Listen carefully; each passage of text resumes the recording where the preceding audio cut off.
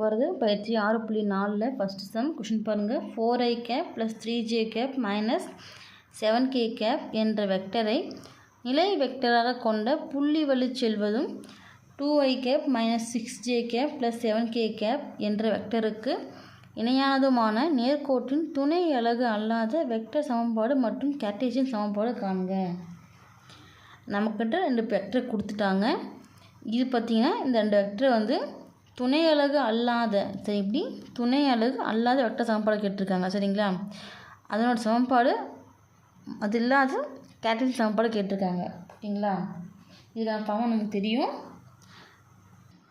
துணை அலகு அல்லாத அப்படின்னும் போது அதுக்கான ஃபார்ம்னா R vector minus A vector cross B vector equal 0.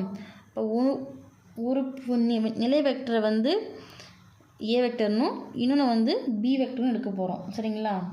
வாங்க பார்க்கலாம். பாருங்கள், 6.4 ஃபஸ்ட்டு சம். இப்போ நமக்கு 2 புள்ளி கொடுத்துருக்காங்களா? அந்த 2 புள்ளி ஒரு புள்ளியை ஏ வெக்டர்னு எடுக்க போகிறோம், இன்னொரு புள்ளி பி வெக்டர் அப்படின்னு எடுக்க போகிறோம். சரிங்களா? ஃபஸ்ட்டு நாங்கள் 2 புள்ளி சொல்லியிருக்காங்க. துணை அலகு அல்லாத வெக்டர் சமன்பாடு. பாருங்க, துணை அலகு அல்லாத வெக்டர் சமன்பாடு. அதுக்கான ஃபார்முலா நமக்கு தெரியும்.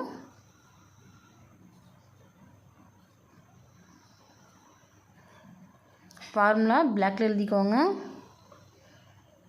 R vector minus A vector cross B vector equal 0. இப்போ இதில் ஏ வெக்டரையும் பி வெக்டரையும் அப்ளை பண்ண போகிறோம். ஓகேங்களா?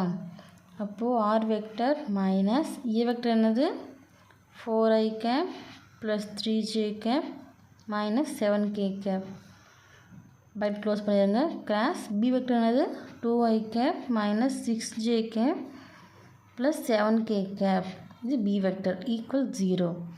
இதுதான் துணை அலகு அல்லாத வெக்டர் சமன்பாடு. சரிங்களா? அடுத்து என்ன கேட்டிருக்காங்க? கார்ட்டீசியன் சமன்பாடு.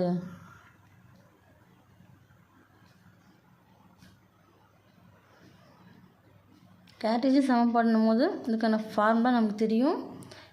x minus x1 divide by b1 equal y minus y1 divide by b2 equal z minus z1 divide by b3. சரிங்களா? இப்போது நமக்கு 2 புள்ளி கொடுத்துருக்காங்க. பார்த்தீங்களா? என்னென்ன புள்ளி கொடுத்துருக்காங்க? வெக்டரில் 4i cap plus 3j cap minus 7k cap கொடுத்துருக்காங்களா? இந்த புள்ளியில் எழுதும் போது என்னோடய கெழுவு மட்டும் நம்ம எடுத்து எழுதுவோமா? அப்போது ஃபஸ்ட்டு x1 y1 z1, அடுத்து b1 b2 b3. ஃபஸ்ட்டு இருக்கிறத x1 y1 z1 எடுக்க போகிறோம். அப்போது என்ன ஒரு 4, என்ன இருக்குது 3, அடுத்து என்ன இருக்குது -7. அடுத்த புள்ளி பாருங்கள், +2, மைனஸ் 6, +7. சரிங்களா? 2 புள்ளி எடுத்து எழுதியாச்சா? இந்த புள்ளி இதை மென்ஷன் பண்ணிக்கலாம். x மைனஸ் x1 என்ன 4 டிவைட் பை b1 என்ன 2 ஈக்குவல் y மைனஸ் y1 என்ன 3, இந்த மைனஸ் ஃபார்முலா வர்றது, டிவைட் பை b2 என்ன -6 equal z1 z minus z1 என்ன -7, ஆல்ரெடி இங்கே ஒரு மைனஸ் இருக்கிறதுனால +7 டிவைட் பை b3 என்ன +7.